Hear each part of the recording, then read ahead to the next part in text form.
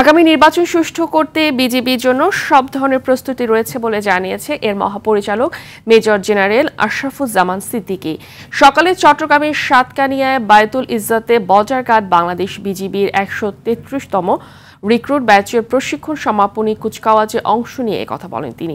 এ সময় মহাপরিচালক বলেন, সীমান্তের ৮ কিলোমিটারের মধ্যে থাকা ভোট কেন্দ্রে বিজিবি দায়িত্ব পালন করবে।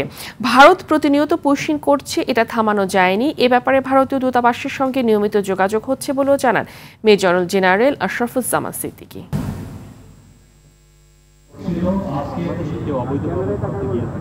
তাদেরকে সকল স্বরাষ্ট্র মন্ত্রণালয়ের অধীনে যেসব বাহিনী রয়েছে